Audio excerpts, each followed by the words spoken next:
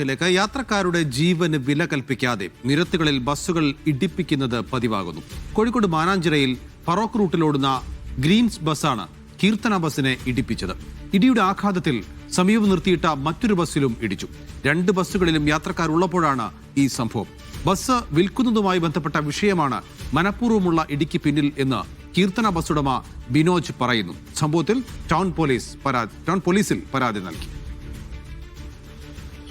ഇന്നലെ രാവിലെ 10:20 കോഴിക്കോട് നഗരത്തിൽ വെച്ച 2 ബസ്സുകൾ തമ്മിൽ കൂട്ടിയിടിച്ചുള്ള പ്രശ്നമുണ്ടാകുന്നത്. അതിൽ കോഴിക്കോട് ഫറോക്ക് റൂട്ടിലോടുന്ന ഗ്രീൻസ് ബസ് മാറാട് റൂട്ടിലോടുന്ന കീർത്തന ബസ്സിനെ വന്ന് ഇടിക്കുകയായിരുന്നു. പിന്നീട് നടത്തിയ അന്വേഷണത്തിൽ ഈ കീർത്തന ബസ്സിന്റെ ഉടമ പറയുന്നത് ഈ ഗ്രീൻസ് ബസ്സുമായി ബന്ധപ്പെട്ട തന്റെ കീർത്തന ബസ് വിൽക്കുന്നതുമായി ബന്ധപ്പെട്ട പ്രശ്നമാണ് ഇങ്ങനെ ബസ് ഇടിപ്പിക്കുന്നതിലേക്ക് എത്തിച്ചത് എന്നുള്ളതാണ്. ഏതായാലും കീർത്തന ബസ്സിന്റെ ഉടമ നൽകിയ പരാതിയുടെ അടിസ്ഥാനത്തിൽ ഈ തട്ടിയ ഗ്രീൻസ് ബസ് ഇപ്പോൾ ടൗൺ പോലീസിൽ പിടിച്ചിട്ടിട്ടുണ്ട്. പക്ഷേ കൂടുതൽ നടപടികളൊന്നും തന്നെ ഇതുവരെയും ഉണ്ടായിട്ടില്ല എന്നുള്ളതാണ്. ഏതായാലും കീർത്തന ബസ്സിന്റെ ഉടമ നമുക്കൊപ്പം ചേരുന്നുണ്ട്.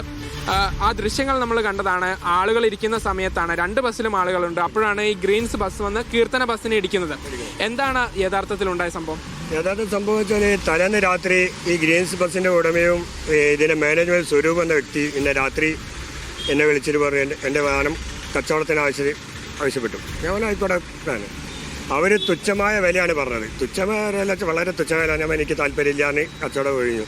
പക്ഷെ അവർ ലാസ്റ്റ് പറഞ്ഞത് എന്തെങ്കിലും ഈ പൈസക്ക് കൊടുക്കാൻ താല്പര്യപ്പെടുകയാണെങ്കിൽ ഞങ്ങളെ വിളിച്ചാൽ ഞങ്ങൾ വന്ന് എടുക്കുമെന്ന്.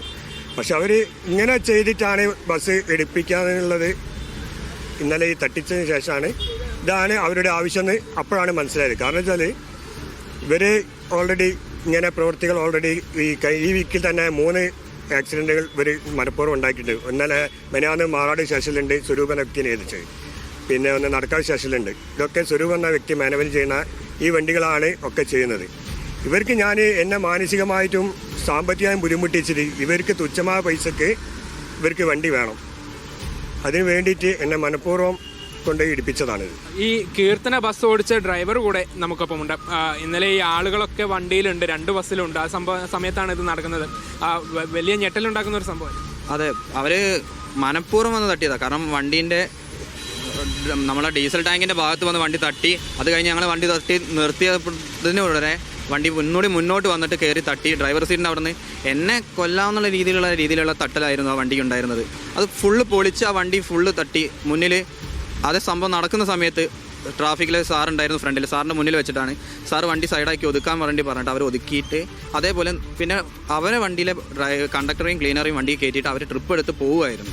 അതിനുശേഷം അവർ ട്രിപ്പ് എടുത്ത് ഓടുക തന്നെയായിരുന്നു. അത് കഴിഞ്ഞ ശേഷം ഇവിടെ വന്ന് ഞങ്ങൾ കംപ്ലയിൻറ്റ് കൊടുത്തതിന് ശേഷം ഇവിടുന്ന് സാറ് വിളിപ്പിച്ചിട്ടും അവരെ വണ്ടി വന്നിട്ടില്ല. വൈകിട്ട് രാവിലെ 10:30 കംപ്ലയിൻറ്റ് കൊടുത്ത് സാറ് വിളിപ്പിച്ചതിന് ശേഷം വൈകുന്നേരം 4 മണിയോട് കൂടിയാണ് ആ വണ്ടി ഇവിടെ കൊണ്ടുവന്നിടുന്നത്. പക്ഷേ വണ്ടി തട്ടിക്കുന്ന സമയത്ത് ഉണ്ടായിരുന്ന ഡ്രൈവർ അല്ല അതിന് ശേഷം ഉണ്ടായിരുന്നത്. ആ ഡ്രൈവർ പോയി മറ്റൊരു വണ്ടിയിൽ പോയി ഡ്യൂട്ടി എടുത്തിട്ട് വേറൊരു ഡ്രൈവറാണ് വന്ന് വണ്ടി കൊണ്ടുവന്ന് ഇവിടെ ഇട്ടതും സ്റ്റേഷനിൽ കംപ്ലയിൻറ്റിൽ വന്ന് പറഞ്ഞതുമെല്ലാം. ക്യാമറ പേഴ്സൺ ജിഷ്ണു ഗിരീഷിനൊപ്പം നന്ദഗോപാൽ, മീഡിയ 1 കോഴിക്കോട്.